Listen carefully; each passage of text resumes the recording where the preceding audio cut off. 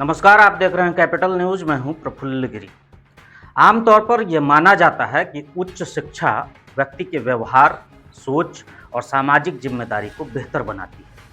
लेकिन लेस्लीगंज बसौरा स्थित Palamu engineering college से जो तस्वीरें सामने आई हैं, उस तस्वीर ने इस धारणा पर बड़ा सवाल खड़ा कर दिया है।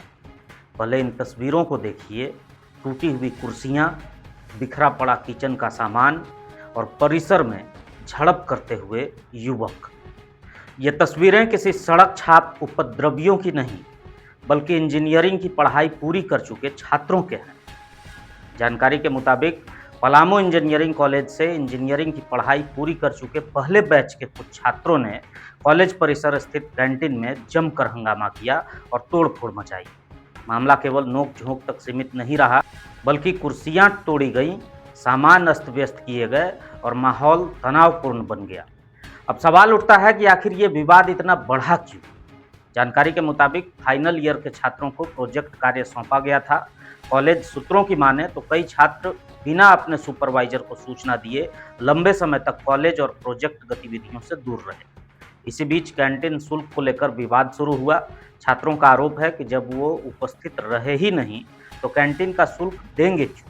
जबकि कैंटीन संचालक का कहना है कि कैंटीन लगातार संचालित होता रहा और छात्रों द्वारा भोजन और अन्य सेवाओं का उपयोग भी किया जाता रहा। खासकर गैस की किल्लत वाली स्थिति में भी कैंटीन छात्रों के लिए प्रतिदिन चलता रहा। कैंटीन संचालक अमित बंसल और विक्की सिंह के अनुसार छात्रों पर लंबे समय से भुगतान बकाया है।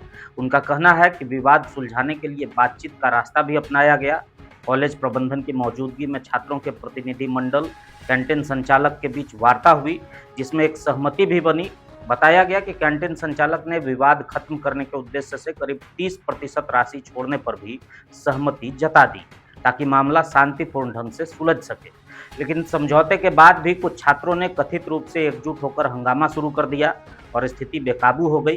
कैंटीन संचालक का आरोप है कि कुछ छात्र किसी भी हालत में भुगतान नहीं करना चाहते और दबाव बनाने के लिए हंगामे का सहारा ले रहे हैं। हालांकि इस पूरे मामले में एक महत्वपूर्ण पक्ष ये भी है कि सभी छात्रों को एक नज़र से देखना उचित नहीं होगा। कॉलेज के कई छात्र इस विवाद और हंगामे से अलग हैं। आरोप केवल कुछ ऐसे छात्रों पर लग रहे हैं जिनकी भूमिका पूरे घटनाक्रम में सक्रिय बताई जा रही है।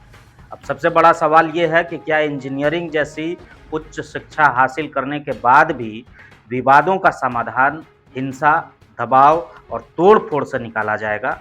अगर पढ़े लिखे युवा कानून और बातचीत का रास्ता छोड़कर अराजकता का सहारा लेने लगे तो समाज उनसे क्या उम्मीद करे? अब निगाहें कॉलेज प्रबंधन पर टिकी हैं कि इस मामले में क्या कार्रवाई होती है और जिम्मेदार लोगों की पहचान कर किस तरह जवाबदेही तय की जाती है।